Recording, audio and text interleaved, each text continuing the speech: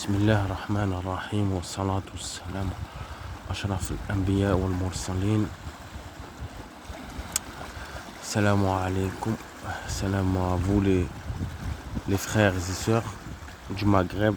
Ahl al-Maghreb, Ahl Ifriqiya, l'Asila, l'Hurra. Bienvenue à vous mes frères. Je fais cette petite vidéo, Inch'Allah. J'espère qu'elle vous parviendra. Voilà. Pour continuer un peu l'introspection de la communauté maghrébine en Europe, en France, via ses problématiques internes, religieuses, économiques, sociologiques, tout ce que vous voulez. Donc voilà, aujourd'hui on va mettre une petite parenthèse aujourd'hui sur l'identité des Maghrébins. Je pense que bon, j'ai fait 3 vidéos. Bon, c'est pas clos définitivement, mais on reviendra plus tard. Je pense que l'intitulé de la chaîne, Sihr, Maghreb, Ruqya et identité. Donc, faut parler un peu de tous ces sujets. Donc aujourd'hui, je voulais parler de la Ruqya. Et plus précisément, la Ruqya, elle est raqi surtout. Parce que bon, la Ruqya, on sait tout le monde sait à peu près ce que c'est. Donc je rappelle, le terme scientifique en français, c'est incantation prophylactique islamique. En fait, c'est qira'at al-Qur'an wa ad-du'a باللغة العربية القرآنية مسمعة. Donc il n'y a pas de chuchotement, de temtim ou de je sais pas quoi. Et selon les thèmes, les sihr, donc le nefth, ça veut dire les postillons, la laine va dans l'eau. Donc on récite les versets du Coran avec des doigts en postillonnant dans de l'eau. Et avec cette eau, on va se laver.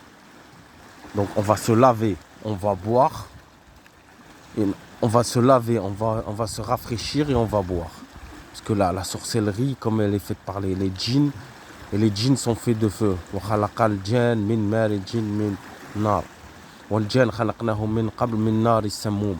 Ouais, les versets, donc le feu. Donc, et c'est comme fait le Coran, lorsque Ayoub invoque Allah, le prophète Ayoub alayhi salam invoque Allah azza wa jal. Donc il y a aussi une question de lavage. Donc il y en a qui disent oui, c'est pas dans les hadiths, c'est pas dans la Ruqya, tout ça, c'est pas dans le Coran. Si. Il y a le lavage, le rafraîchissement et le breuvage, pour que ça rime, c'est dans le Coran. Et في سورة صاد واذكر عبدنا أيوب أعوذ بالله من الشيطان الرجيم بسم الله الرحمن الرحيم واذكر عبدنا أيوب إذ نادى ربه إني مسني الشيطان بنصب وعذاب أركض برجلك هذا مغتسل بريد وشراب. Voilà. مغتسل بريد وشراب. Donc le barid, on peut traduire par le froid, la fraîcheur, c'est aussi la grêle, tout ce qui est par rapport à la glace. Donc c'est un rafraîchissement. Il y a du rafraîchissement. Et comme il dit, tafi nar sihr.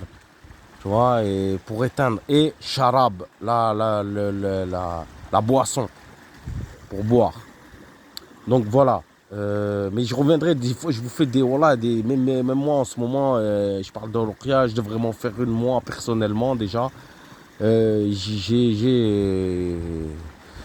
Je vais pas exposer mon cas ici, mais croyez-moi que voilà, les filles ikfiya quoi, comme on dit.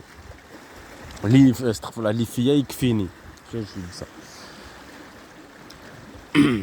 Donc revenons à nos moutons. L'Iraqi. Qu'est-ce qu'un l'Iraqi en France? Alors moi je vais vous raconter un peu, je vais me présenter, je vais vous raconter un peu mon parcours dans la Ruqya, comment j'en suis arrivé là, tout ça. Comme ça on sait comme ça vous jugerez par vous-même ma légitimité. Voilà, je vous donne un peu mon CV d'exorciste, si on peut dire ça comme ça. Donc, nous, donc moi, j'ai déjà eu, enfin, avant, on entendait comme on allait au bled, des histoires de sihr, tout ça, c'est pas ce qui manquait, on racontait ça. Mais les gens, ils parlent, ils disent n'importe quoi. Ils disent n'importe quoi.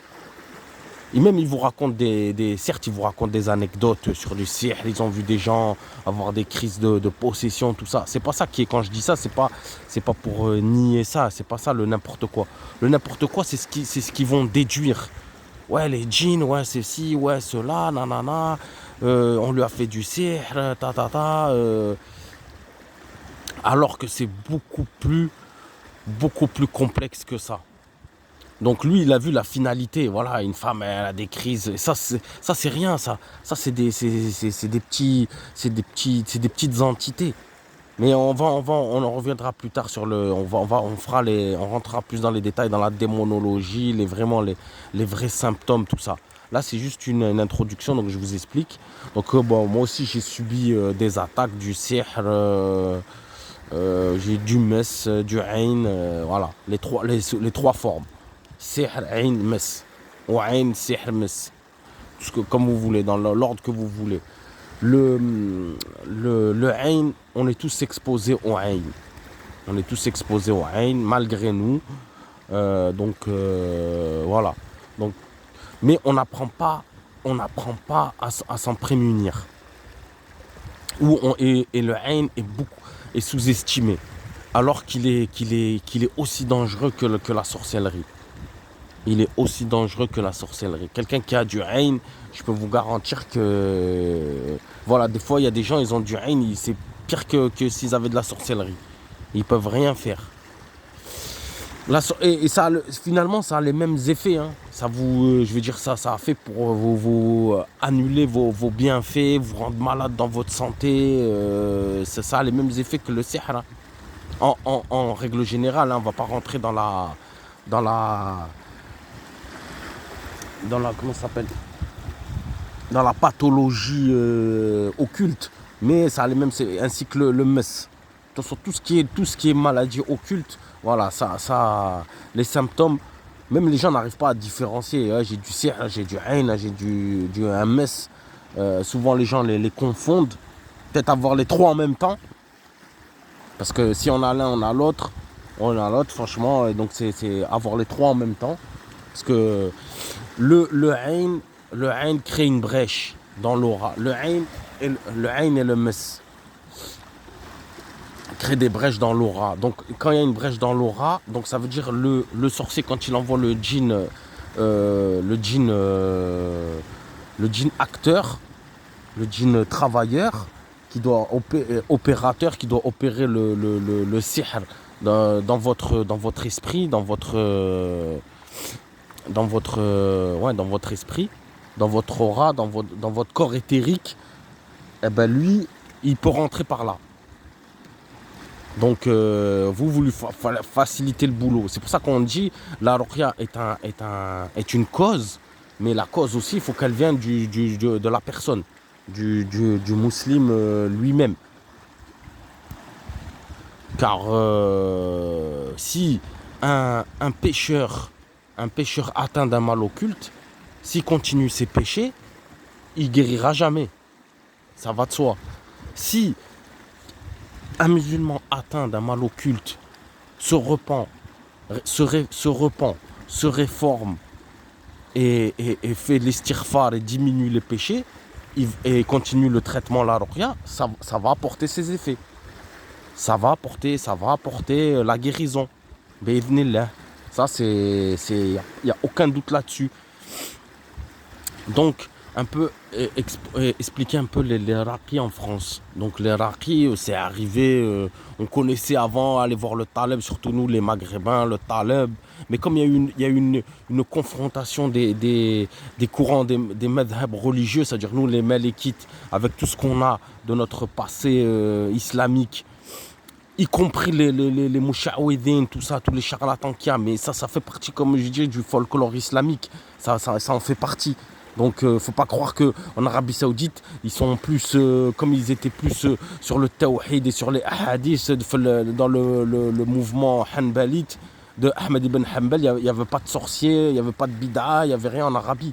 Faut voir, c'est-à-dire que vous soyez chez les Shafi'i ou chez les Ahnaf ou n'importe quel, ou même les Shia ou les Ibadhiyin ou les Zaydiya, c'est pareil. Il y a des moucha'ouidines du madhab, c'est un fait.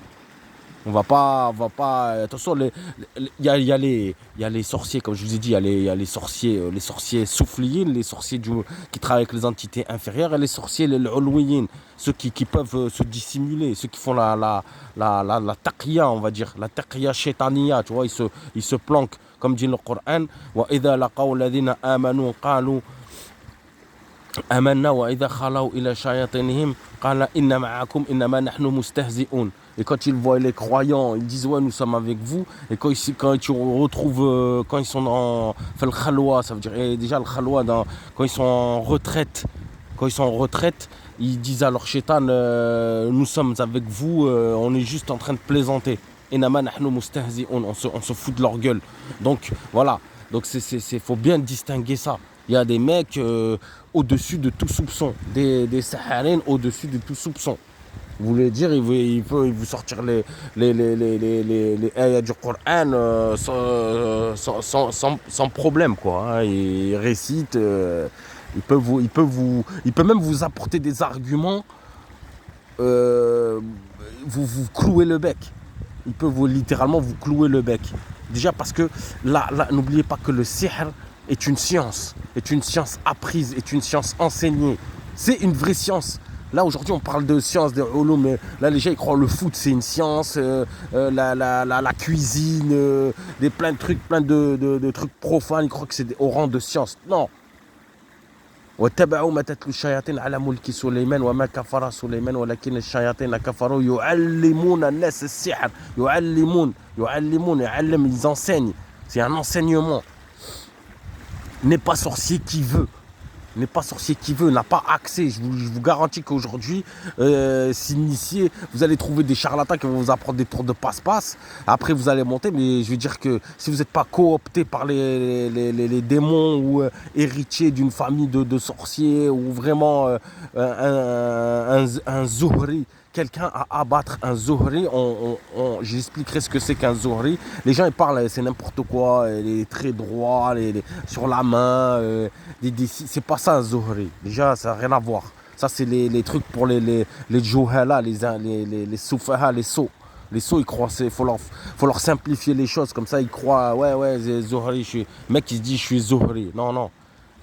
Les victimes de la sorcellerie sont je vous parle la sorcellerie. Je vous parle pas d'ennemis d'animosité. Il y a quelqu'un qui veut se venger de vous. Sihr al-intiqam, par exemple, quelqu'un il est jaloux de vous, il sihrkum. Après, quand vous montez, que vous êtes quelqu'un qui a un esprit puissant via l'ibada, salat, dhikr, l'akhlaq, l'adab. Après les sahir al-ins, les magiciens humains, les sorciers, ils peuvent pas vous ensorceler. Ils peuvent pas vous ensorceler. Donc c'est les sahara min al-jinn. C'est eux qui vous ensorcellent. C'est eux qui vont donner la force, qui vont donner toute la puissance. Même si ça peut se faire via un humain, un sorcier humain peut sous-traiter, mais ça va venir d'eux. C'est pas quelqu'un qui... Je vous parle je vous parle pas... Là, attendez, faites attention à ce que je dis. Parce que là, c'est pas pour vous expliquer le mécanisme du sihr qu'on dit, ouais, faire des actes abominables et faire un pacte avec le diable et ramener des démons et travailler avec eux. Non, je vous parle pas de ça. C'est pas ça. C'est que après, dans votre croissance spirituelle et de la foi, vous êtes, et que qu'émane de vous dégagez du nord, que vous faites du khair et tout ça. Après, vous êtes comme chez les tueurs à gages. Il y a un contrat sur vous. Vous êtes wanted. Fait alam al-jinn. Et eux, les alam al-jinn, ils ont des moyens illimités. Ils ont des moyens je sais pas si ça se dit intemporel. Ça veut dire que via les qarines, parce que quand on sait qu'un démon a une longue longévité, ça veut dire qu'ils peuvent, entre djinns, entre shayatin, s'informer sur vous. Ils vont s'informer sur vous, sur votre famille, sur tout sur votre passé, sur qui est votre descendance. Eux, ils ont accès. Ils n'ont pas besoin de faire WW test ADN ou l'état civil, chercher une fiche d'état civil, un extrait de naissance ou quoi. Non, eux, ils savent tout. Eux. Ils savent tout. Ils savent tout. S'ils veulent se renseigner sur vous, c'est comme les agences de renseignement. Hein. Il y a lui, un tel, ils savent tout sur vous. Donc, quand vous arrivez à ce stade-là, c'est là que c'est compliqué. Mais on en reviendra. Pour l'instant, on part du début. Donc là, alors qu'il y a nous aussi, on était là. C'était les années 2010, début des années 2010. On était tous branchés, complotisme, The Sign, c'est The Awakening, les reportages qui ont été faits des très bons documentaires qui ont été faits. Ils m'ont énormément appris, je crache pas dedans, et comme certains disaient, oui, il y a des preuves, c'est sourcé. Personne ne parle sans preuve. C'est juste les gens ils disent il n'y a pas de preuves quand les preuves ils sont pas pris de leur parti. Oui, moi j'écoute pas, t'as pas de preuves. Oui, non, les preuves c'est parce que j'ai pas cité tes chirs. J'ai pas cité tes références, donc tu dis que j'ai pas de preuves. Mais moi, quand je regarde The Sign, après les preuves, elles ont la valeur qu'elles ont. Après, c'est du Coran, c'est des récits, c'est des paroles de savants. Il y a un classement, quoi. Le Coran, le hadith, l'ulama, le bon sens. L'histoire, il y a tout ce qui Kulchi Marbout, tout est lié, il faut recouper toutes les informations. C'est pas, tu fais genre Qala Allah, Qala Rasoul, et quand t'as un vide, tu trouves pas, tu commences à, oui, mais on a le droit, on peut, c'est ça, c'est de la bid'a, c'est ci, c'est ça, on s'abstient, ou je sais pas ce qu'ils racontent. Non. Après, je dis pas que tout est juste, mais c'est apporté. Et après, c'est à nous de creuser. C'est à toi de creuser. Voilà, le mec, il a fait un boulot. C'est une équipe. D'ailleurs, je sais pas ce qu'ils font là. Et je sais pas s'ils ont ressorti des nouvelles vidéos. Mais en tout cas, c'était très bien fait. C'était fait par des chiites en plus, je crois. Abdullah Hashim et tout. Mais c'était pas un chiisme virulent qui incriminait les sunnites pour les bagarres de succession des khilafa, la grande fitna entre les sahaba, tout ça. Non, c'était voilà. Il y avait quelque chose par rapport d'eschatologique par rapport justement au Mahdi, à la lignée du prophète, il y avait tout ça. C'était plus dans ce sens-là. C'est pas dans le chiite, sunnite, faire du choc des civilisations, des chocs de madhab. C'était pas ça. Il parlait des chrétiens, il parlait de tout. Voilà. Et qu'il y avait le projet du Djel, quoi. C'est ça le truc. Donc avec ce qui sont arrivés, moi je pense que fallait donner des secrets, parce que des fois même le mal, le camp du mal, il est obligé de donner un peu des informations, il est obligé de donner le change. Parce que sinon ça avance pas. Si pour créer du complotisme ou des nouveaux courants de pensée, tout ça, faut donner un peu du vrai. Et après, on rajoute tout ce qui est faux, on bâtit des idéologies à partir de ça, mais il y a toujours un peu de vrai. Donc voilà, la série The Sign, il y avait quoi après? C'était la grande époque de Sheikh Imran Hussein, Hafidahullah, un grand homme que je respecte, que j'ai beaucoup suivi. Là, je suis moins, mais bon, il m'a donné des clés, des grilles de lecture, tout ça. Pareil, Alain Soral. Dieudonné, c'était plus pour le comique, mais bon, lui, il avait un côté plus politique. Il connaissait bien le monde occidental, tout ça, là, la politique et tout ça. Donc, il résumait bien le marxisme, tout ce qui est la philosophie des Lumières, le capitalisme, tout ça, donc mêlé avec de l'antisionisme, bien sûr. Voilà, donc c'était bien fait, c'était une bonne époque, voilà, les gens parlaient, tout le monde était C'est ça, c'était une bonne période. Il y avait du bon à prendre. C'est pas comme maintenant. Maintenant, c'est dégueulasse. Maintenant, c'est encore plus. Les réseaux sociaux, ils sont encore plus décadents, plus délateurs, plus sales, plus traîtres. C'est la moindre chose, ils balancent. Il met des photos, c'est la nudité, la pornographie, la trahison, c'est le mensonge, la corruption, voilà. C'est que ça maintenant, ça a augmenté, y a rien, il y a rien. Et c'est dégueulasse, même les youtubeurs, ils les ont dézingués. Moi, je regardais un peu des mecs, on n'arrive pas à trouver des mecs enfin, que je dis suivre, écouter, essayer de prendre des analyses, quoi. Des mecs sérieux, je veux dire, qui parlent, je dis pas les prendre pour argent comptant, mais qui ont une opinion, bien réfléchie, bien construite, sourcée, tout ça, enfin, les trucs comme ça. À part ceux que, comme on dit, entre parenthèses, la dissidence qu'il y a eu, bon, ils ont éclaté, problème interne, problème d'ego, les gens après, bon, voilà. Mais bon, c'était une bonne époque, on suivait. Donc de là, qui dit, de toute façon, il faut toujours faire le parallèle avec le religieux. Il y a toujours un parallèle avec le religieux. Le croyant, il fait toujours le comparatif avec le religieux, c'est la base. C'est la base, voilà. Il se passe quelque chose, il y a un phénomène, il y a un courant de pensée, il y a une idéologie. Voilà, moi je suis musulman, voilà ce que je pense. Qu'est-ce que dit le Coran, la Sunna, nos savants? Parce que c'est bien nos savants, mais nos savants, qu'est-ce qu'ils en pensent, les gens? Toi, tu peux pas. Il y a des choses qu'on ne peut pas interpréter, nous, on n'a pas la science. Donc, il faut se baser sur le travail des savants. Donc, comme les savants musulmans sont abonnés absents, ou sont. Voilà, ils restent toujours comment ça s'appelle? Vous voyez, je veux dire, vous allez à la khutbah, le Jumu'ah, c'est pareil. Hein. Et c'est toujours, ça tourne, voilà, quand ça vient le ramadan, ça parle du ramadan, quand ça vient le hajj, ça parle du hajj, ça parle un peu de ci, un peu de ça, mais voilà, ça vous donne un peu des morales, bon, c'est bien, mais aujourd'hui, les gens, qu'est-ce qu'ils vont? Ils vont chercher de la science, les gens qui ont envie d'apprendre.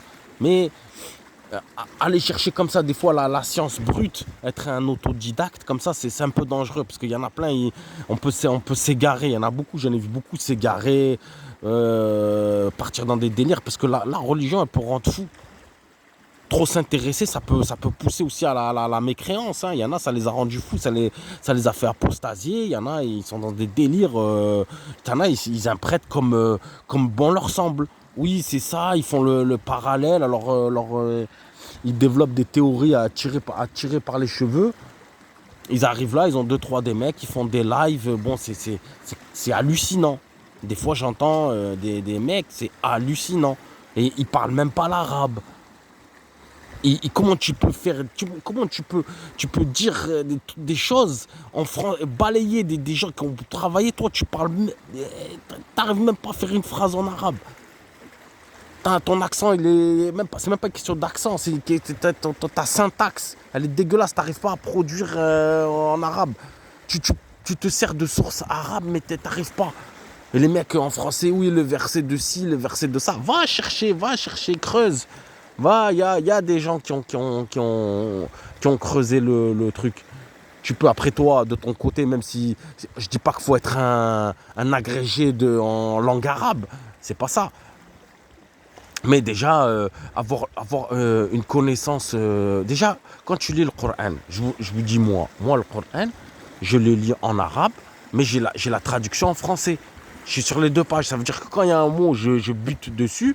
J'ai pas une lecture de fou. Hein. Je lis pas allez, sans vous mentir, j'ai une lecture de.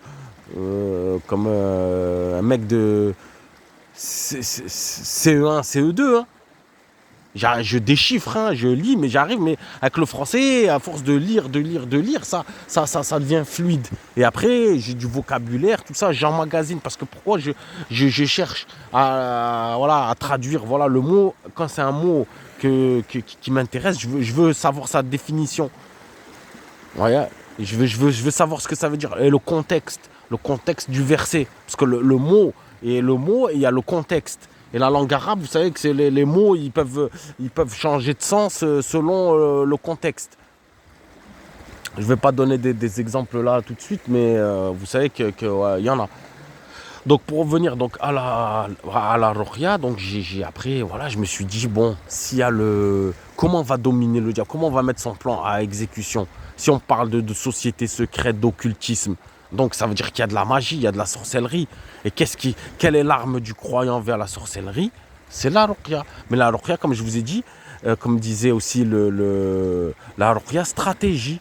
Il y a aussi, comme disait le Cheikh Imran Hussein, Hafidahullah, la sunna stratégie. Après, c'est à partir de là, quand tu sais comment bloquer, tu connais les travaux, les ruses du diable, et tu sais comment les annuler. Donc, tu sais qu'à partir de là, de toute façon, le shaitan, il part du ouest-ouest jusqu'au sihat. Il a un panel immense. Donc, déjà, si tu commences à apprendre, et si tu commences à avoir déjà à pratiquer sur toi, à avoir des résultats positifs, des fois tu vas perdre, des fois tu vas gagner, et ben alors voilà, là, tu es rentré dans le vif du sujet. Donc, maintenant, pour revenir à la Ruqya, les gens, la communauté musulmane, j'englobe tout le monde, tous les musulmans, même les maghrébins, ils sont éclatés, quoi. Ils sont tous touchés. Il n'y en a pas qui ne souffrent pas. Je pourrais dire, comme j'avais dit dans les vidéos précédentes, je crois qu'il n'y a que certains pieux et la descendance du prophète qui arrivent à se dégager. Et du moins, je pense. Et certains qui sont épargnés par Allah via des actes qui plaisent à Dieu. Genre des sadaqas, des qiyam, de la bonté pieuse envers leurs parents. C'est ça qui les protège. Mais les mecs, après, quand ils sont touchés, vous allez tous croiser quelqu'un, vous parlez même avec votre entourage. Un mec, au début, il est bien, il a son travail, il se marie, il essaie de monter dans la religion, elle attaque. Après, un moment, il est bien.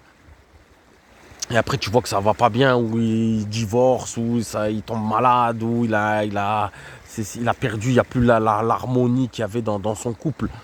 Il y a des problèmes, bref. Il y a des pertes, comme ils disent, pertes de foi. Bon, je perds la foi. Ça, c'est encore c'est un truc de gay ou les convertis. Ça. J'ai perdu la foi. Ils viennent te dire ça.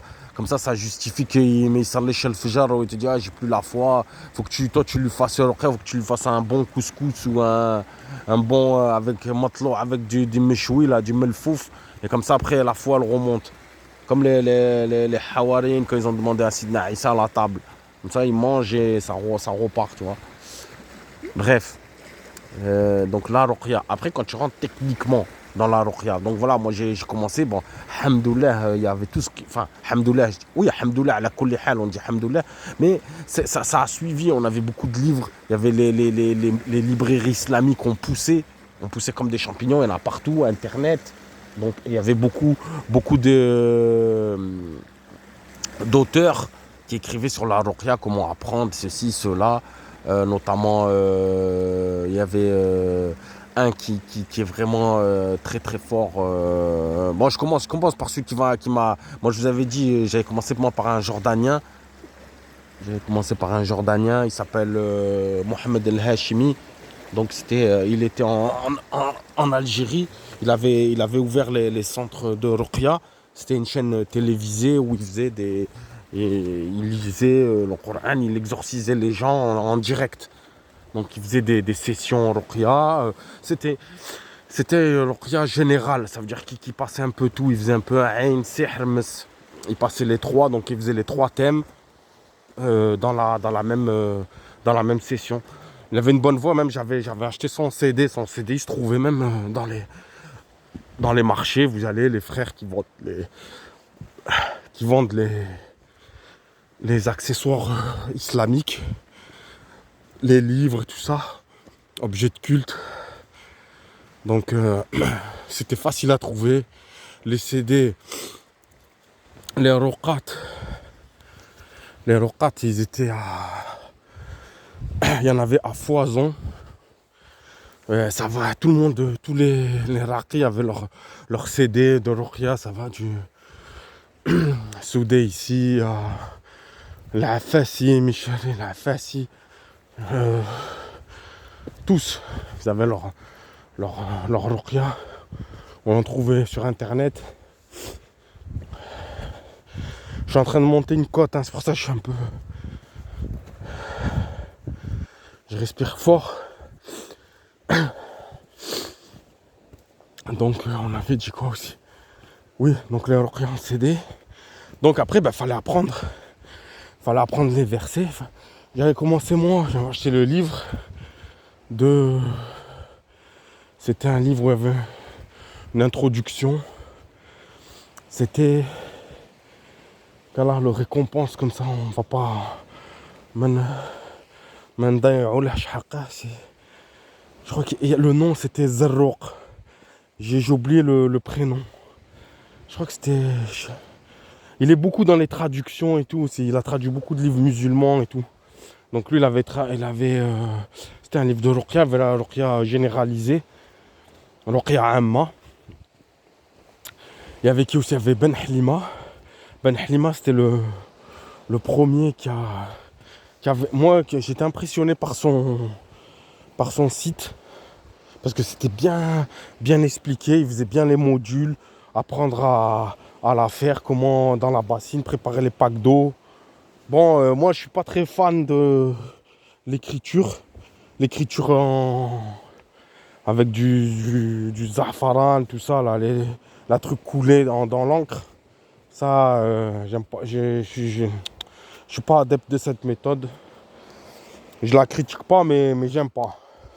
Ça, j'aime pas écrire dans les feuilles et les faire disparaître dans l'eau. Ça, j'aime pas cette méthode. Il avait, voilà. Lui, ce qu'il avait fait, c'est qu'au début, quand on faisait les Ruqya Amma, je me rappelle, on se les faisait entre nous, on apprenait, on avait des fourmis dans les jambes. Des fois, il y avait les petits orteils, les orteils qui bougeaient comme ça. Ah, ça veut dire que t'as du mess. Ah, je veux des fourmis, je sens plus mes jambes, nanana. On voyait que ça commençait à titiller un peu les shayatines. Donc après, on est monté, hein. Faut continuer parce que eux, à chaque fois qu'un shaitan était éliminé, par exemple, quand vous faites une sorcellerie continue, si vous faites Ruqya et que votre Ruqya elle est efficace et qu'elle balaye le shaitan, si elle est continue, il y en aura un autre plus puissant qui va revenir, qui prendra la suite, et ainsi de suite. Jusqu'à que, voilà, vous montrerez la hiérarchie. Ça fait comme les jeux de baston, là, Mortal Kombat, Street Fighter. Tu commences par le premier, là. Dalsim, Chun-Li, truc. Après, quand t'arrives vers Balrog, Vega, Sagat, Bison, là, tu sais que t'es vers les boss, quoi. Pareil, Mortal Kombat, tu commences là avec... Bref, vous connaissez, c'est les jeux vidéo. Et donc, fallait apprendre, mais après, à un moment donné, c'est qu'il y a une stagnation. Tu sais que ça fait plus effet. Alors, on essaie de varier les techniques. Donc, après, il y a les huiles. Tu utilises l'huile d'olive, l'huile de nigel, après l'huile de rue. La rue, c'est sadeb. Ouais, je crois qu'on dit ça. Ou alors le fejel. Après le harmal, je sais pas comment ça se dit en français. Le harmal, c'est... Non, c'est la rue. Et sadeb, c'est... Non, c'est la rue, ouais, je sais plus. Bon, bref. Après, c'est là que... Ça m'a un peu marché. Je me rappelle, on a acheté beaucoup d'huile. Habba Sauda, Zit Zitoun. Et après, j'ai commencé un peu à mélanger les techniques. C'est-à-dire qu'on regardait un peu donc les mecs là, les mecs du bio là, qui veulent bien, ouais, telle huile essentielle, nanana, nanana. Bon, ok, pas de problème. on va tester. Donc on rajoutait des huiles comme ça. Oui, il y avait le livre, La Sunna prophétique, fait traduit par Albani. Bon, il y a trop de commentaires, c'est ça le problème des livres avec les Wahhabiyya, c'est que il y a plus de commentaires que l'écrit de l'auteur. Ouais, mais il a pas voulu dire ça, moi. J'avais lu tel Bissibli, il m'avait saoulé. J'ai dit, ah, c'est quoi, il parle à sa place ou quoi? J'ai dit, c'est quoi ça? Il n'a pas voulu dire ça, mais c'est si, mais là il s'est trompé. Non, mais Albani qui passe derrière Ibn el-Jawzi. Bref, voilà quoi. Donc là, je me suis remis en face. Oh. Bon, bref, on va pas s'éloigner du sujet. Et puis après, y avait quoi encore? Après, c'est là qu'il fallait commencer. Moi, je me rappelle aussi que j'étais passé à un stade supérieur. C'était quelqu'un, justement, avec qui on avait commencé, qui était sous la houlette d'un shir du bled, qui venait, vous savez, les contrats, les mosquées, ils sont sous contrat avec, selon l'origine de la mosquée, si c'est tel pays du Maghreb, donc ils ramènent des imams de là-bas, bref. Ça se fait plus dans le nord de la France, donc il ramenait, et lui il a ramené un imam du Sahara d'Algérie, et lui à fond dans la ruqya, donc lui il y allait quoi, il y allait. Donc au début les gens, moi en fait j'avais changé de région, moi j'étais parti du sud, j'étais monté là-bas, donc j'avais vu les gens, je parlais avec eux, moi je cherchais du travail, je galérais dans le sud, je vais monter pour chercher du travail, et je croisais des frères là-bas, ouais il est malade, lui avant tu l'aurais connu, il était au top, c'était un beau gosse, il avait de l'argent, il avait du succès, il avait tout ce qu'il faut, hop tac, sihr, ain, sihr, oh je dis oh c'est quoi ce truc, c'est une région maudite ou quoi? Eh oui, frère, il y a la guerre, il y a des morts, il y a des croix de partout, il y a des synagogues, il y a ça, il y a les chétans, il y a les complots, il y a les francs-maçons. Bref, on entendait tout, et frère, des trucs, des vertes et des pas mûres, comme on dit. Et puis, il y avait les chirs, ils étaient là. Bon, pas tous se faisaient ruqya. Et voilà, j'ai dit, moi, comme ça, voilà, j'étais dans la vague, ouais, allez, soldats. Apprend en avant Guingamp, on apprend surat, les versets ayat al-sihr, ayat al-ayn et ayat al-mis, et c'est bon, c'est parti, on va guérir l'humanité, on était les Ghostbusters. Je sais pas si ça vous parle, moi, ma génération, les chasseurs de fantômes, de spectres, tout ça là. Et bon, bref, donc on s'est mis à là, puis après lui, comme il était très, très intime avec le shir, c'était un ami que j'avais en commun, qu'on avait fait connaissance au travail et tout, et qui me parlait, il me disait, ouais, moi je veux faire ça à des gens et tout. Et j'étais jaloux de lui, je vous dis la vérité, mais la bonne jalousie, je veux dire, c'était pas, je jalousisais pas son argent ou c'est des trucs comme ça, mais et voilà, lui, il avait un peu cette proximité, donc il était au courant, il lui montrait le hafd, tout ça. Donc moi, j'étais un peu jaloux. Donc moi, qu'est-ce que je fais? Quand je dis jaloux, c'est... Ouais, oui, j'étais rart, mais j'étais pas un mahsidj. Donc moi, je travaille de mon côté. Je dis, ah ouais, t'as appris là, vas-y, dis-moi comme ça. On s'échangeait les informations, et moi aussi, je lui demandais, mais moi de mon côté, j'apprenais. Après, j'ai eu des problèmes occultes, mais graves, on les a surmontés. Je les ai surmontés, alhamdoulilah, mais frère, les frères, c'était des périodes, c'était le qaht, il n'y avait rien, c'était tout, pas de travail, c'était chaud quoi, c'était la dèche. Donc après, alhamdoulilah, j'ai dit ouais, mais c'est quoi? Après, j'ai refait. J'ai dit là, il y a quelque chose qui ne va pas, où j'ai atteint un niveau. Qu'est-ce qui se passe? Ça a juste stagné. Je voyais qu'il n'y avait plus d'effet, ça faisait plus rien. Ce que je faisais, les ruqya que je préparais, les bouteilles avec le senna makiya, mathouna, tout ça, tous les khaltat qu'on connaît, quoi, que tout le monde fait. Je dis mais ça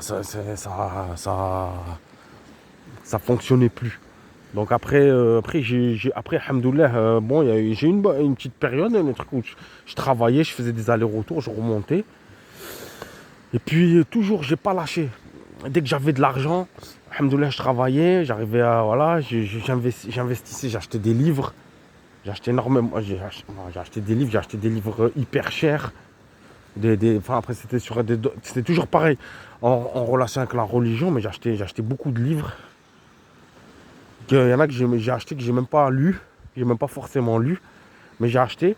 Et jusqu'à que je tombe sur vraiment, je vous le conseille, vraiment un livre top top. Et c'est lui qui m'a permis alhamdoulilah, vraiment de passer à la vitesse supérieure. C'est le livre de Abdeslam Bali, le sabre tranchant contre le méchant sorcier Sarem el-Mesloul ala Sahir el... Je sais plus en arabe. Et ben franchement, et là j'ai compris comment le sihr était divisé.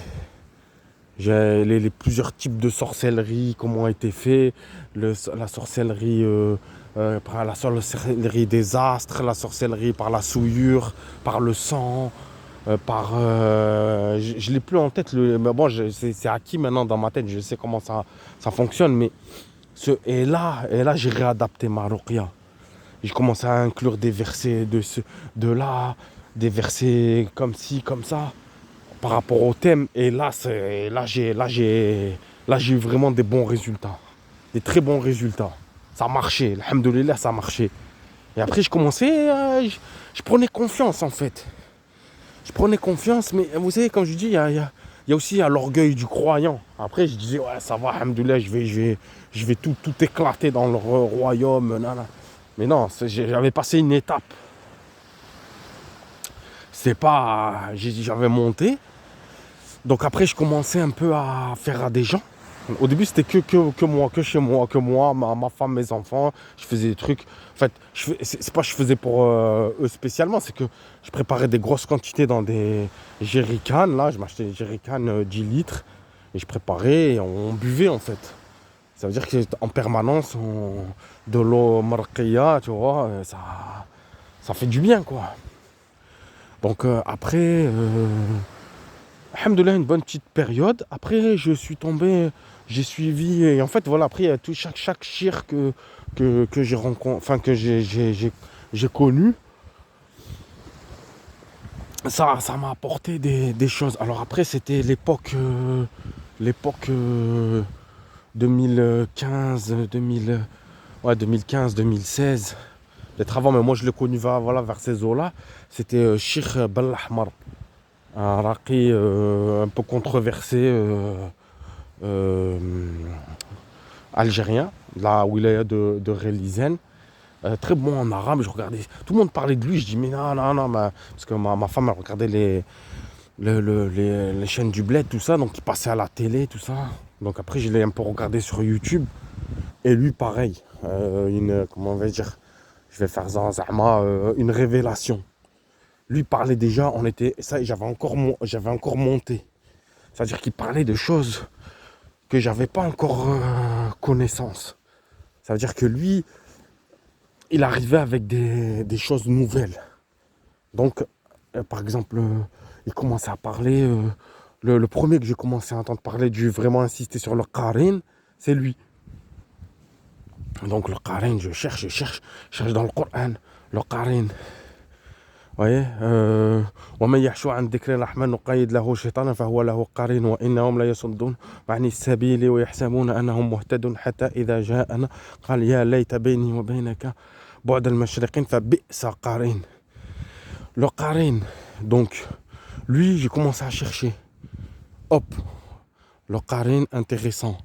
Qu'est-ce que ça dit? Et après il parlait encore sur des autres types de démons. Il parlait sur les démons, les taillards, par exemple. La teba. Voilà, la teba, ça c'était... Là, j'étais arrivé à la teba. La première teba. Bon, il y en a de plusieurs niveaux et tout, mais teba, rien que le nom, il fait froid dans le dos. C'est une djinnia puissante. Teba, ça veut dire بالعربية تتبعك. Elle te suit, tes moindres faits et gestes. Dès qu'elle entend parler de toi, elle coupe tout. Elle est impitoyable. Elle est impitoyable. Elle coupe tout, elle te fait venir, elle te détruit. Elle te tue socialement, physiquement, professionnellement, tout. Tout. Elle va même jusqu'à tuer, faire avorter. Elle fait avorter, on l'appelle bien. Elle fait avorter les femmes enceintes. Donc même ma femme elle avait été enceinte pendant cette période, elle m'a dit, j'ai rêvé une femme, elle avait un couteau, elle voulait me planter, tu vois. Genre pour le... Et ça, elle vous touche le ventre, ça y est, c'est mort, hein, c'est la fausse couche assurée. Hein. Elle est impitoyable. Donc elle, après j'ai paré, c'était vraiment, après trouver, donc lui il en parlait, mais succinctement. Donc c'était chaud de trouver, après il fallait chercher, il fallait bien fouiller dans le YouTube arabe, nanana, et c'est elle m'a vraiment, ça a été vraiment ça a été une montagne à... Mais parce qu'il y en a de plusieurs niveaux, mais la première, elle vient pas tout de suite, c'est pas les petits chayatines, les petits chayatillons là, voilà, les chénés. Elle est déjà, quand tu dis Teba, ça y est, elle est... Donc je vous dis, en fait, tu as le soufflet tout seul, Ardi, après tu as le djinn Tayyar, et après elle vient. Après il y a encore une autre hiérarchie, mais voilà. Mais après chacun dans leur division. Ça veut dire qu'un Tayyar de niveau 1, il n'a rien à voir, c'est pas un Tayyar de niveau 50. Vous voyez bien ce que je veux dire, c'est que voilà, c'est la vitesse, c'est pas la même, voilà, la puissance, c'est pas la même. Donc qu'on soit bien clair. Donc j'ai dit, après je suis arrivé au moment, c'était la Teba. Teba, elle s'appelle Sobienne, voilà, elle te bloque ta vie. Quand il te dit, même ils disaient les Arabes, Fia Teba, tout le monde la redoute.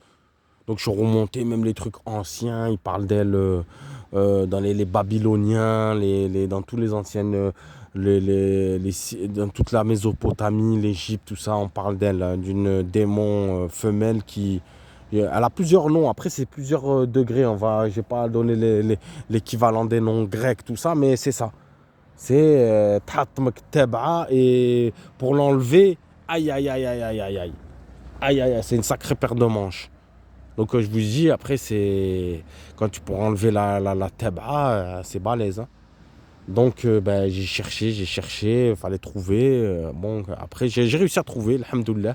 Ça m'a pris du temps, mais j'ai réussi à l'enlever.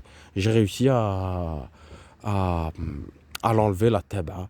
Et après, bon, je vous dis pas ce qu'il y a après, on laissera pour la suite, tout ça. Donc après, il fallait mettre tout ça et faire comme un genre un roqya plan. C'est-à-dire une stratégie, voilà, qu'est-ce que je dois lire, qu'est-ce que je dois faire en fonction des rêves. Car le monde occulte est lié au monde onirique. Le rêve annonce l'arrivée de la sorcellerie ou la destruction. Ça veut dire si lorsque le djinn arrive, il rentre via le monde des rêves, vous vous rencontrez dans l'inconscient, il vient, il vous domine. Ça veut dire que ce soit là sous la forme d'un combat, vous contre une personne ou un animal ou un serpent qui vous mord, un animal quelconque, ou vous êtes emprisonné dans des structures. Ça fait comme dans le monde, là, le film Inception de Leonardo DiCaprio. Ça veut dire comment ça s'appelle? Eux, ils peuvent moduler.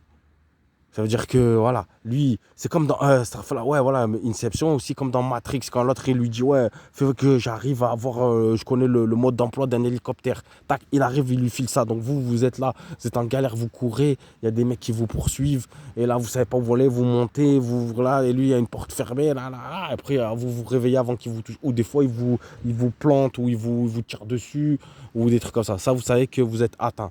Il vous a mis KO. Donc là, vous allez rêver dans le lendemain ou le surlendemain, c'est bon, vous allez avoir les symptômes de plein fouet. De plein fouet. Donc là, c'est chaud. Donc après, qu'est-ce qu'il va faire? Donc quand vous allez être touché, vous allez sentir le mal. Et après, Après, il faut savoir qui c'est. Vous pouvez savoir, c'est-à-dire, vous pouvez savoir déjà qui c'était dans le rêve, à quoi correspond selon le sharh, tafsir al-ahlam, mais là c'est tafsir al-alam al-arwah, ça veut dire qui est derrière, qui prend sous ses formes, parce que ils font pas n'importe quoi, c'est pas qui s'incarne en n'importe qui, en n'importe quoi. Il y a des codes, il y a des choses, il y a des indices on sait qui c'est à remonter. Donc c'est pour ça qu'il fallait connaître il faut connaître un peu la démonologie. Mais est-ce que c'est suppo, c'est-à-dire que vous avez une entité, le chef de cette entité qui en ordonne à des subalternes de faire le job. Donc vous voyez déjà aux gars qui viennent, si c'est des gradés, si c'est des novices, ou voilà, ainsi de suite. Vous voyez, vous arrivez à lire à quel stade de l'échelle, quelles sont les entités qui vous combattent et à quel niveau ils sont. Est-ce qu'ils sont bas, moyens, confirmés, experts, voilà, ainsi de suite. Ça va comme dans les niveaux de difficulté dans les jeux. C'est pareil. Il faut avoir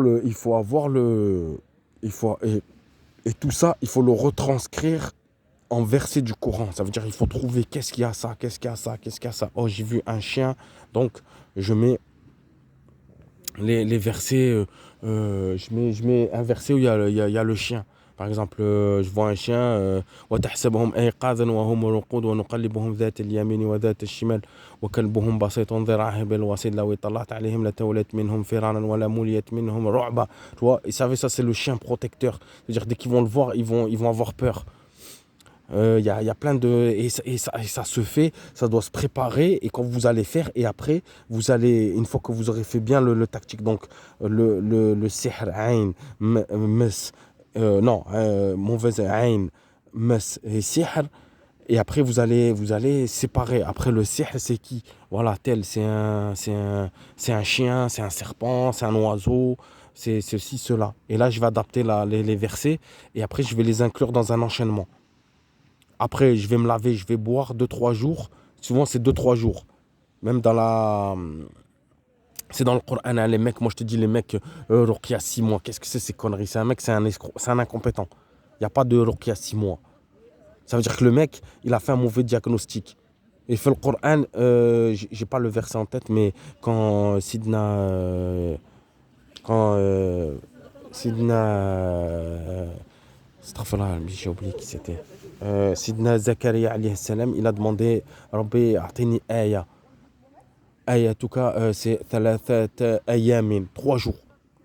C'est 3 jours. Donc, non, attention, je dis que c'est pas ces 3 jours, t'es guéri.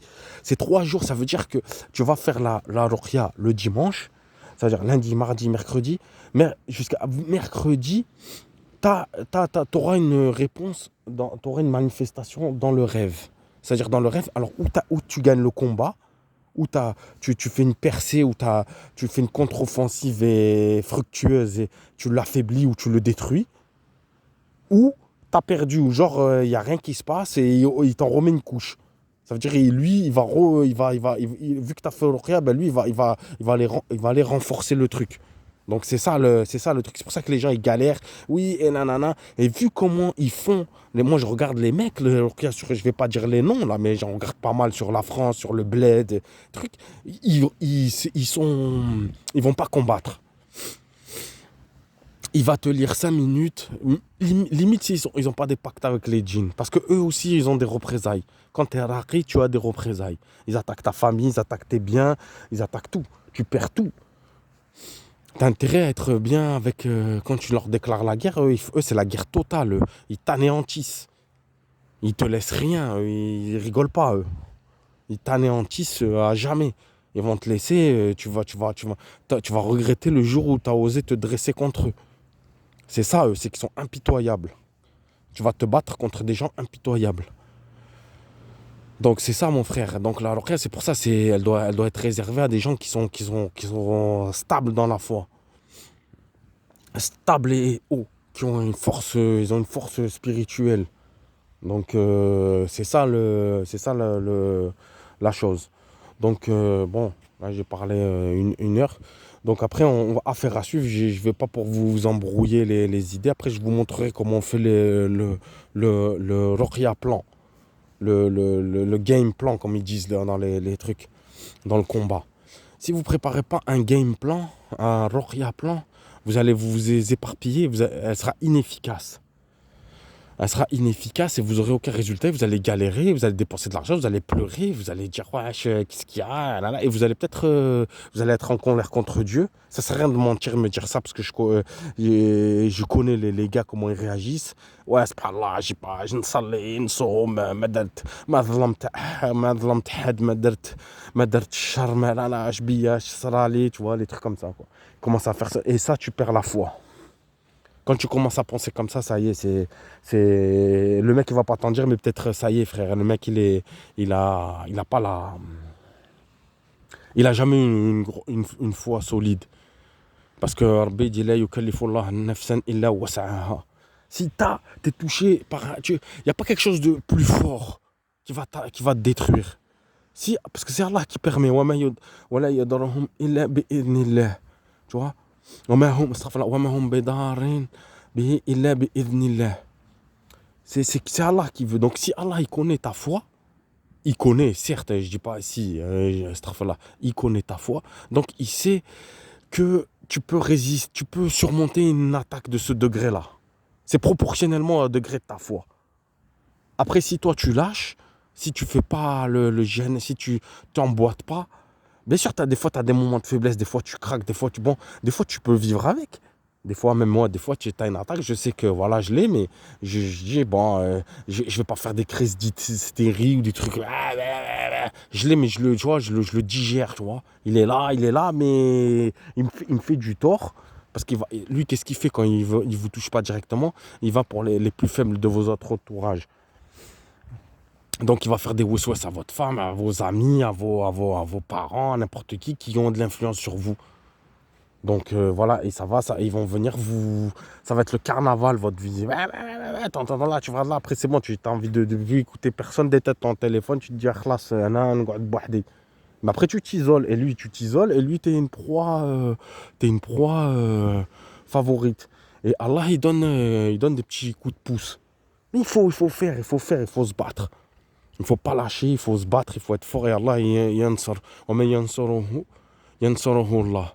Et il n'y a pas de mystère. Tu as voulu la bagarre, c'est ça, c'est comme ça. C'est ton jihad.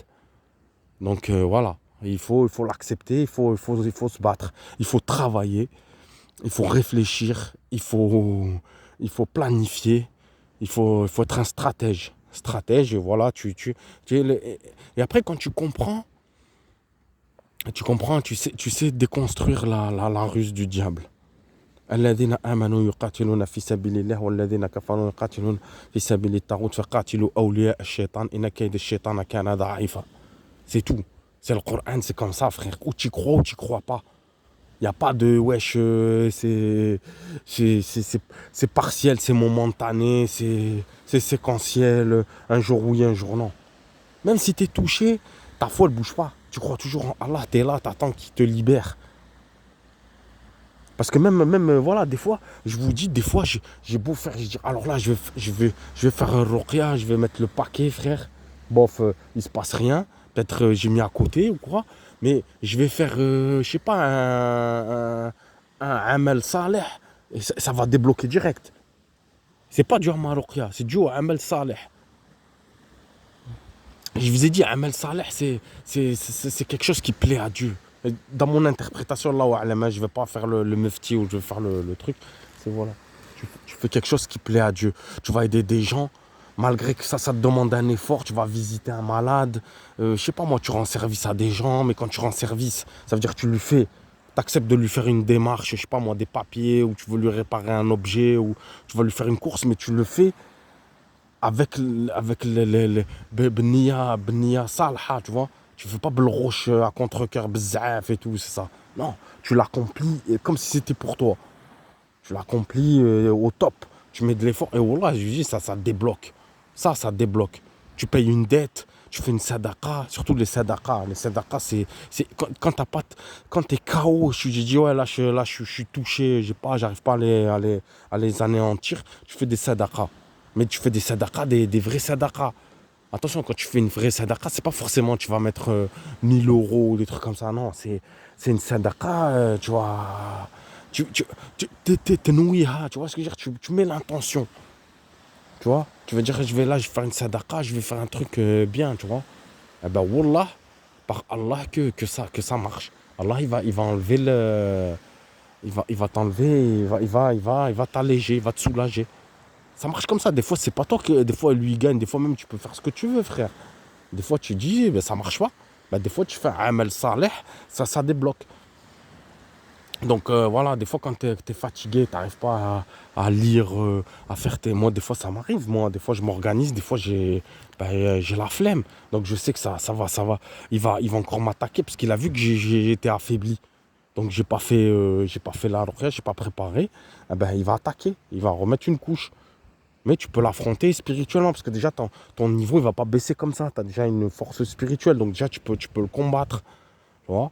Donc après, à moins que lui, il ait vraiment ramené quelqu'un de coriace, de faire venir, parce que lui aussi doit travailler, lui aussi doit faire les pactes, les allégeances, les sacrifices, il doit aller chercher ci, il doit aller chercher ça. Il la fabrique pas comme ça à volonté, comme ça, instantanément. Lui aussi doit passer, il respecte des protocoles, il doit faire des choses, il doit attendre des moments planétaires, un temps astral, il doit respecter des jours, des moments, tout ça. Il fait pas ça comme ça, hein. Il a besoin de renforts, de matière première. Il a besoin que tu fasses des péchés aussi, qui vont le nourrir.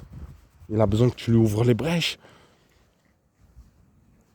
Donc lui aussi, tu peux lui apporter une aide à ton détriment, malgré toi.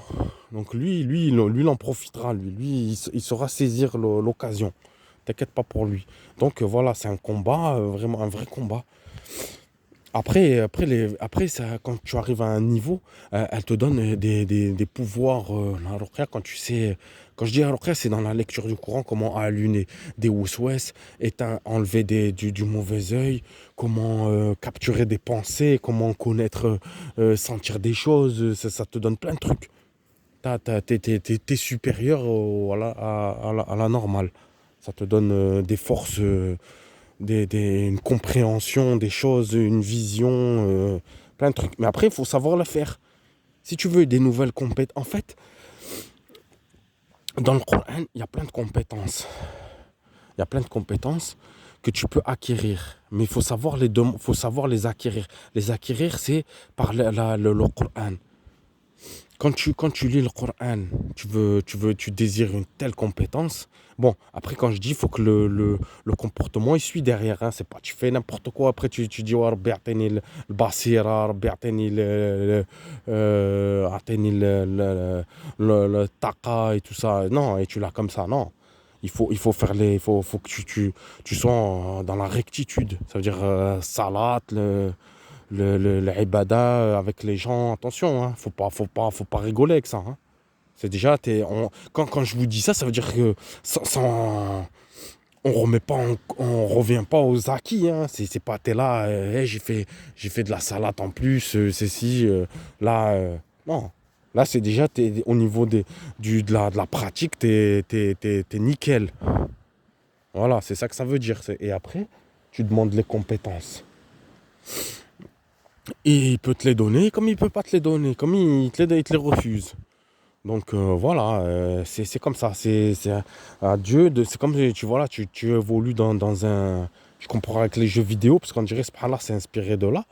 Les jeux vidéo, ben, tu es là, il te faut des nouvelles armes, il te faut des nouvelles compétences. Tu sais que tu vas rentrer dans un niveau supérieur, il te faut des nouvelles compétences. Tu cours plus vite, tu sautes plus haut, tu tires plus fort, tout ça, ainsi de suite.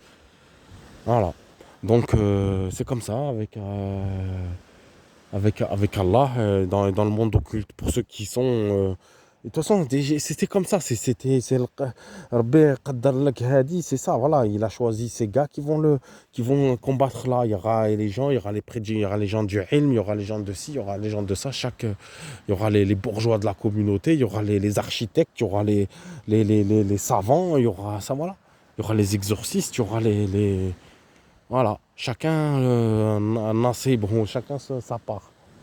Donc, voilà.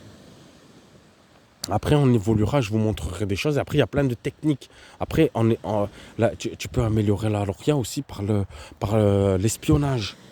Vous savez, dans la guerre, le renseignement, c'est vital, c'est crucial. Si tu veux connaître ton ennemi, ben, faut connaître, faut espionner les gens qui le sollicitent. C'est-à-dire qu'aujourd'hui, tu peux regarder comment sur YouTube, hein, même, je vous dis ça, vous regardez par exemple, bon, attention, c'est qui tout double, je sais pas, après, si vous pouvez tomber ou quoi je vous conseille pas de le faire, mais si vous savez, vous êtes assez fort, truc, vous regardez des vidéos de sorciers, des trucs, les mecs qui préparent. Donc toi, tu vois comment il fait.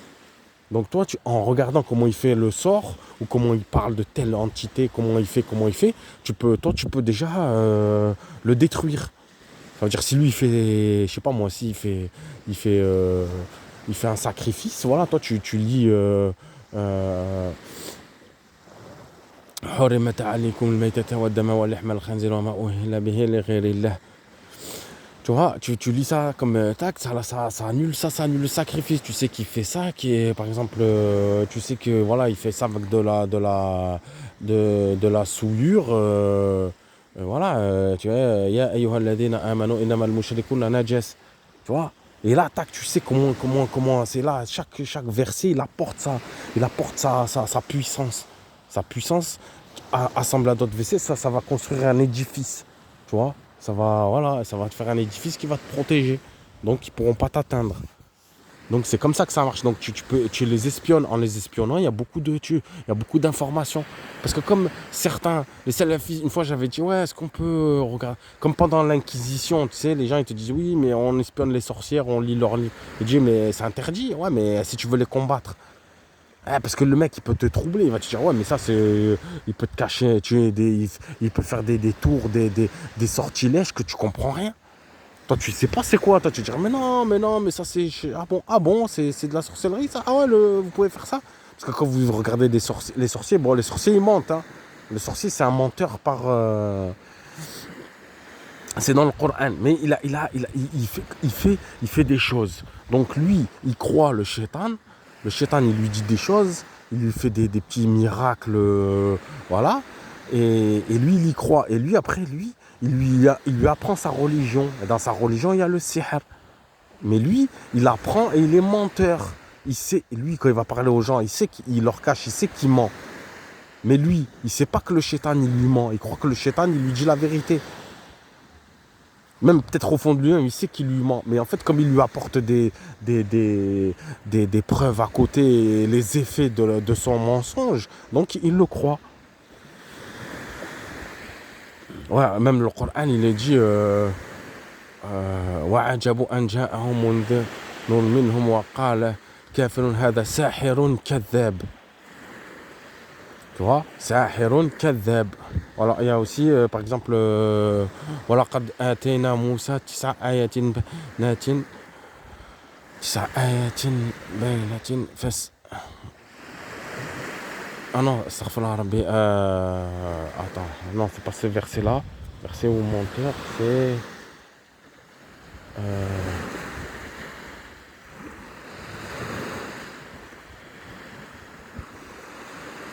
Ah, astaghfirullah, je l'ai oublié. Voilà, il est fou. Sahirun majnoun. Tu vois, c'est la folie, le mensonge. Donc lui, il est là, il est dans son délire. Il suit le shaitan. Donc voilà. Donc après, je vous montrerai comment on prépare, comment on procède.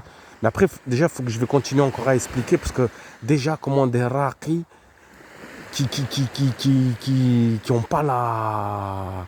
qui insultent le... Enfin, pas qu'ils insultent, mais qui pensent que le prophète, alayhi salatu salam, il a été ensorcelé. Donc s'il a été ensorcelé, ça veut dire que le démon, il est capable de s'accaparer son esprit. Hachah. Tu vois, donc bon, les mecs qui croient ça, ouais, le prophète il a été ensorcelé, tout ça. Mais bon, on en reparlera, ce sera le sujet de la prochaine vidéo. Salam alaikum.